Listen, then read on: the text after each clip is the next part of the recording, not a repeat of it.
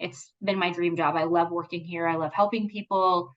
I love that it's a very hand up program Mm. where you're empowering people. It's not just, giving something to someone, although there's, that's a feel good thing too, to give something to someone.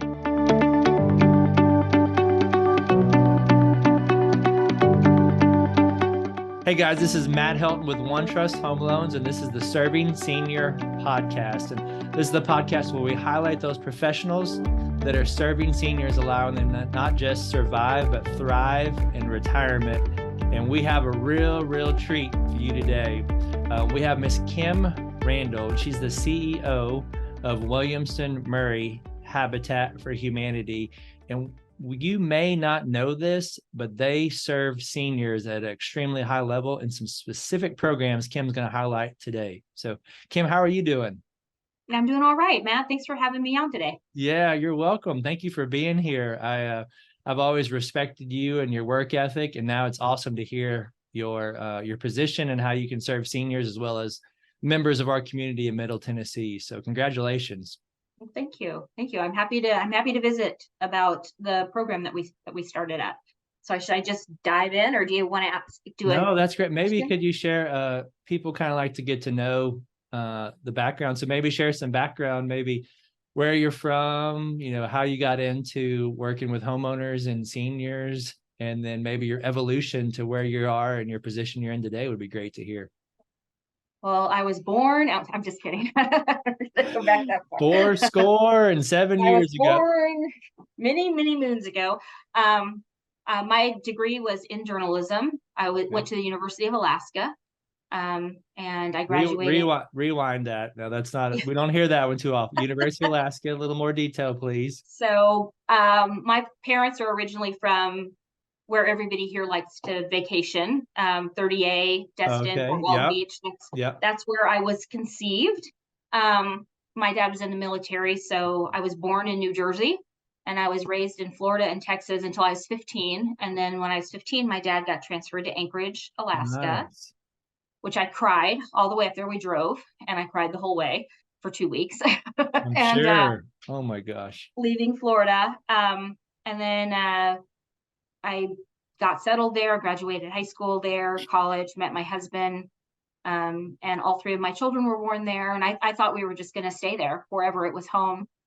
We had purchased a home, and I was working as a teacher, and life was good. And my husband decided he wanted to go back for his master's of architecture, and that was not offered in Alaska. So we moved to North Dakota for 5 years, which, believe it or not, was way colder Really? than Alaska, bitterly cold, and then also conversely super hot in the summer. And then when that gig was up and he had his master's degree, we moved here to be near family. My husband's sister was living in Brentwood. Okay. And so we came down here so the cousins could all, enjoy their teen years together. And so that's what we did. That's quite unique. So Alaska and then the Dakotas. You specialize in living off the grid, it sounds like. You can make it anywhere. I think it seems that everybody in Alaska has a little prepper in them. You just do. You have to have food. You have to have, there are times you can't get the things you need. So you got to be a little more prepared than the average person down in the lower 48. So yeah, I still miss it. My sister's up there. But I'm glad to be down here. It feels like, my husband says he feels like he's on vacation every day living down here. So we've enjoyed Middle Tennessee. We moved here in 2007. Okay. And all of our kids graduated high school here and have left the nest. I have a 32-year-old, a 30-year-old, and a 28-year-old. Wow. That's awesome. You started when you were 12. I don't know how that happened, but you must have been a child bride. Yeah. That's so cool. And then, so did you jump into teaching when you moved here as well? No, well, like I said, my degree was journalism. And so I started off in a newsroom. And then I found I wasn't cutthroat enough. I really wasn't cut out to be a news person. Okay. And then I ended up going into social work. I did that for a number of years, and then teaching. And then I sort of fell into nonprofit leadership when I was in North Dakota. I worked for a nonprofit that Blue Cross Blue Shield had that was about helping children get health insurance coverage through some programs. And so I did that for a couple of years while we lived in North Dakota. And then I worked for Easter Seals and Muscular Dystrophy Association, and then I found Habitat, and I've never looked back. It's been my dream job. I love working here. I love helping people. I love that it's a very hand up program where you're empowering people. It's not just, giving something to someone, although there's, that's a feel good thing too, to give something to someone, but it's a much better feeling to really feel like you're empowering and impacting somebody to change the trajectory of their lives for the better. So I've enjoyed it ever since. I came here in 2013, and in January of 2013. January of 2013. Okay. Maybe share your journey. Like what was your role you started with and how you worked up to be the current CEO? So I started, it seems a lot of nonprofit leaders start in development. It seems like a natural flow to leadership roles, but I started off as the director of development here. And over time, then I became the vice president of development, chief development officer. And then last year, about this time last year, I became the CEO after the previous CEO left the position and moved out of state. Okay, gotcha. Good for you. Well, I've always known you to be a champion of the underdog and working for the little guy. So that's so awesome now that you're able to. You're the big girl working for the little guy. So that's congratulations again. That's so awesome. Good for you. I guess maybe we'll get into the program, but maybe share a little bit. What did you, anything now that you're in this role? Is there anything that's different now that you're in the seat that you didn't understand when you were in development, or anything that you're surprised about? The main thing, and it's not so much regarding the role as it's just being, you know me personally, we've met, you were on our board before. Thank you for that service, by the way. But I am a petite, blonde woman. And it's interesting. And I don't know if it's a combination of, being well over 50 years old now, and then also now having the title, but I feel more heard just as I've been working in nonprofit leadership for a while, but I feel more heard. And there are a lot of people, I guess I just didn't realize, because I'm not personally, I don't really pay attention a lot to the titles of people, but there are a lot of people that when they introduce me, this is Kim Randell, she's the CEO of Habitat for Humanity Williamson-Maury. And so I just guess that I appreciate the, for lack of a better word, it's going to sound weird maybe, but the legitimacy that the title gives me in the eyes of some people that allow me to be heard and to also spread the message more about what we're doing. And not just be for someone maybe not to think that I know what I'm talking about or something like that. So it's interesting. I was just talking with another friend who has recently moved into a leadership role in a nonprofit, and she's had a similar kind of journey with that. That's pretty cool. Yeah, that's awesome. Yeah, I've heard it said that, sometimes people start out with no money, and when they get money doesn't make you a jerk, but they say money makes you more of what you are. So if you're very giving and you're a nice person, it even makes you more that way. And I would assume, quote unquote, power would be the same way, right? There's some people that would get the CEO after their name and they're more of a, what, and since you're such a nice person, that's probably made you more, I guess you could say, nicer, but it also made it where you could use your influence to positive. I could use my powers for good. Yes. Exactly. So you've just got a little more power, but now you've just got a little more influence. But the great thing is you use it for good purposes. So that's awesome. Congratulations again. That's so cool. Well, maybe share with us. I know, so a lot of people understand the mission of Habitat. Maybe if you could spend 30 seconds on part of the mission, just overall mission, and then we could dive in for a few minutes on how you serve seniors in the critical repair program. Sure. So the mission of Habitat for Humanity, and it does vary area to area, because we operate under an affiliated model. So we're not part of a big corporate nonprofit machine like some of your larger charities.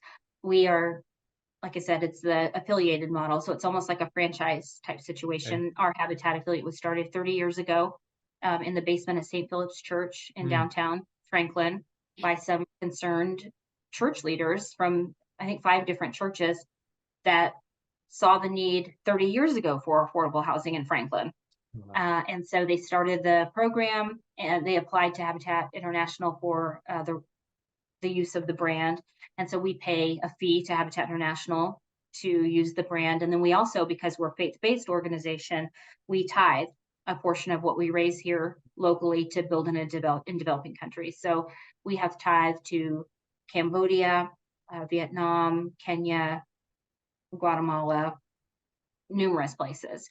And our team, myself included, we've traveled to some of those locations to see that donation being put into action in building a home for building homes for families there. And also in different areas, Habitat's allowed to really be responsive to the needs of that community. So we've done latrines, we've done wells, we've done things that people need, not necessarily just housing. We really try to, and Habitat in general tries to be more inclusive and encompassing, and that's sort of how our program has grown. So we started off, as most people know, Habitat builds houses. We don't give the houses away. We sell the houses with an affordable mortgage to people who meet income criteria and have the right debt to income ratio and don't have any outstanding liens. There's criteria. And then we sort of hold their hand and walk them through this program and prepare them for home ownership by putting them through first-time homebuyer education, budget coaching, and then they put sweat equity going out on the build site, helping to build their homes and the homes of their neighbors that we're also building for. So it's a really pay it forward kind of program. And we also have our Restore here, which I don't know if you all are familiar about a Restore, but we have a Restore here on Columbia Avenue. And what's great about that is that the Restore, the revenue that we get from the Restore, which sells home goods and building materials, pays the bulk of our admin costs here. So we don't have to worry about keeping the lights on or paying the salaries or buying my staplers. We can focus on raising money to put into the programming. So that's why when we have the conversations with people about making donations, we can tell them that, you know, if somebody makes a donation for the programming, can put that 100% directly into the building materials for the home build or the critical repair project. Okay, nice. That's great. So they don't have to worry about donating a bunch of money and then it's paying for company cars and lavish vacations, because we know how we hear those horror stories about that. So 100% of the donations go towards the builds. Is that accurate? That's right. That's right. For sponsorships, if they're a sponsorship, yes. Yep. And we write grants for it too. And that's right. Fantastic. That's great. And then how did the critical repairs come about? Who does that serve and how does that work? Well, as time has gone on, you being in the industry you're in, you're very aware of the lack of buildable land, affordable buildable land here in Williamson County. And so in 2017, we used our last piece of land here in Franklin that we could build a home on. We've done home builds in Fairview and also in Columbia. And so we were doing those programs and we started having people reaching out to us. Really what was the impetus of it is we had a woman who applied for a home and she had a home already that was falling down here in Franklin on Green Street. And we originally tried to just repair the home, but it had been through the 2010 flood and it was not going to happen. It needed to be built up and, you know, floodplain and so on. So we ended up taking that house down and building her a new house, but that planted the seed in our minds. And we became more aware of folks, especially in certain neighborhoods here in Franklin, that were older on a fixed income and their homes were in serious disrepair. They had holes in their roofs you could see outside. They'd been living without HVAC, and sometimes the water heater was out. They're boiling their water. I mean, just crazy things that you would not think of people living in Franklin would be dealing with, but they were. And so we started the program in 2016. Okay. And we have since then done, I think, 54 critical repair projects. Holy cow. And they can be as small as the point of the program is to make the homes safe and accessible, with the point of allowing folks to age in place, for especially seniors, allowing seniors to be able to stay in their homes and not having their homes fall into disrepair. And so they're having to go live in some kind of assisted living or other type of living situation. And so we will go in and do an assessment of the home, and we'll find out if they need something that is an accessibility need because they're aging now and they need a grab bar in their bathroom, or they need a ramp to get inside, or is it weatherization? Their windows are really poorly insulated and the air is blowing in, or do they need new windows? Do they need a new roof? So we do an inventory of what they do, and the repair has to be critical. It can't just be, new wallpaper or something like that. But we say we don't do flooring, but if it's a trip hazard or something like that, we will and have replaced the flooring in homes when the flooring is coming up. But it's not just to replace it because it's 1980s, vinyl or something like that. Okay. So that makes sense. And then we ask the homeowners to, again, based on their income, we ask them to pay a percentage of what the repair is. And so, for instance, and it really is so specific, I couldn't even tell you what it would be. But if the repair was $20,000, and based on their income and what their ability to pay is, we might ask them to pay, $1,000 on a $20,000 repair. And then they would be able to pay it back to us over time with zero interest. Gotcha. And there are times when folks are just on such a tight string that and they're so low income that they don't pay anything. But we really try to involve the community as much as possible, because we found that a lot of community partners wanted to help with this. It's a critical repair, we want to come help. But if it's an HVAC system, Matt, you can't come help me put in an HVAC system. I can't go put in an HVAC system.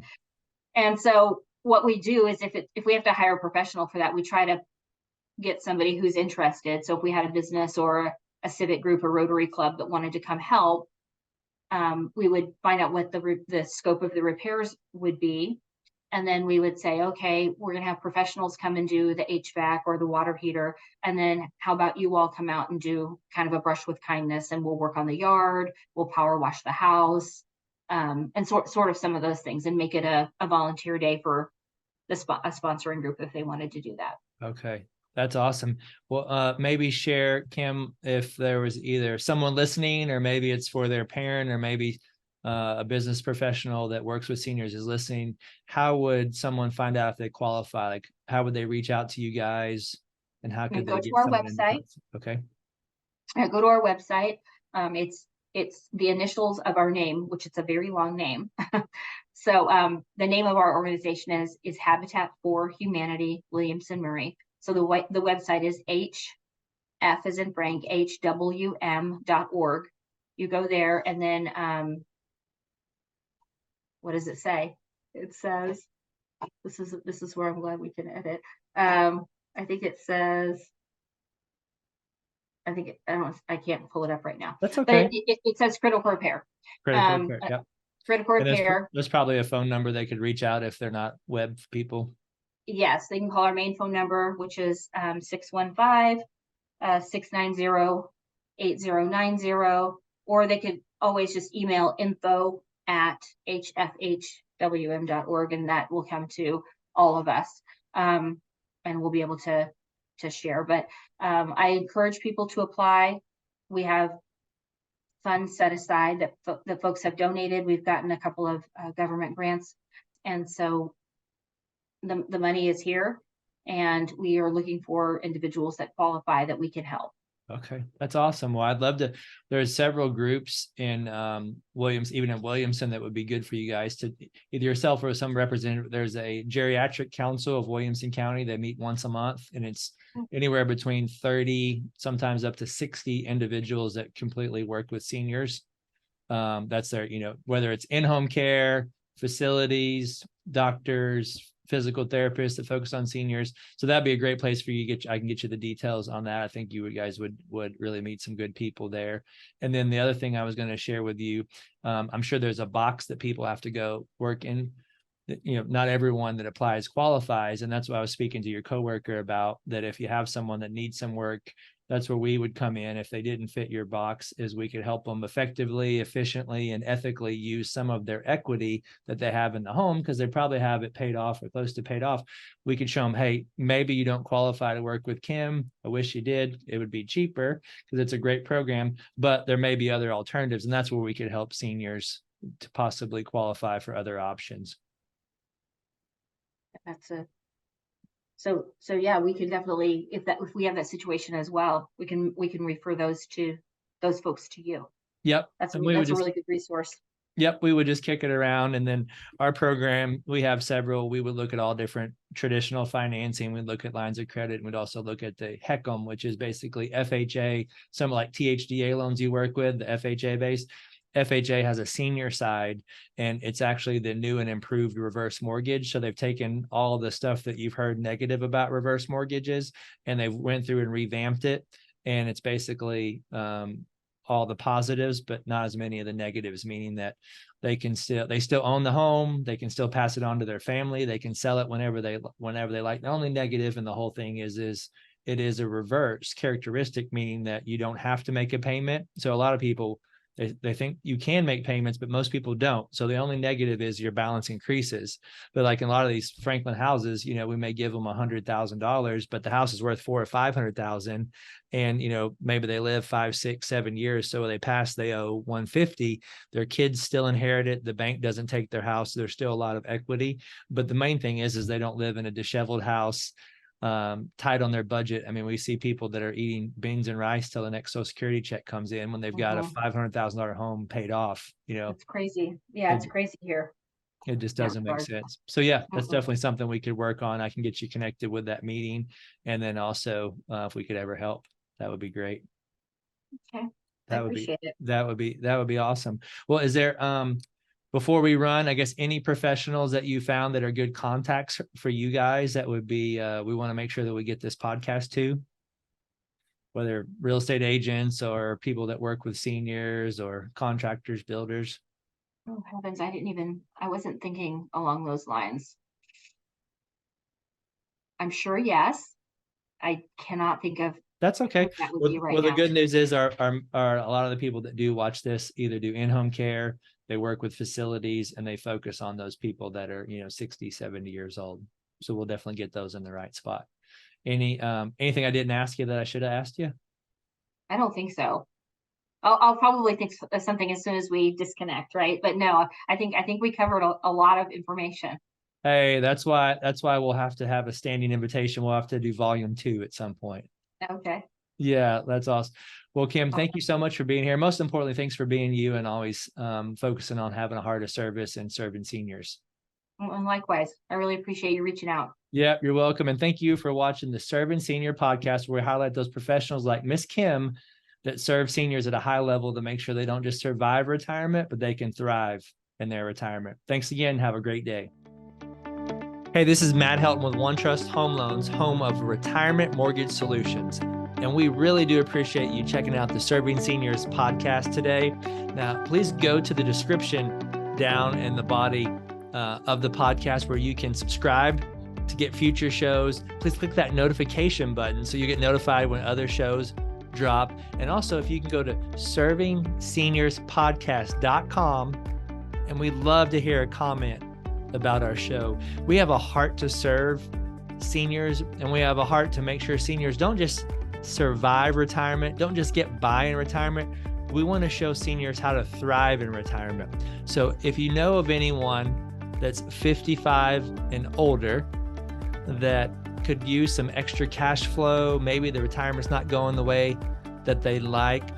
Our retirement mortgage solutions are designed for folks, depending on the state, they're either 55 or 62 and older, to make sure that they have that kind of retirement that they want. As long as they own a home and they're in a good equity position, there could be some solutions that they may not have thought about, or maybe they've thought of and they just didn't know how they work. That's what we do. So anyone in that age group that could use some mortgage advice, my team and I would love to be able to help them. Thanks again, and look forward to seeing you on the next show. Have a great day.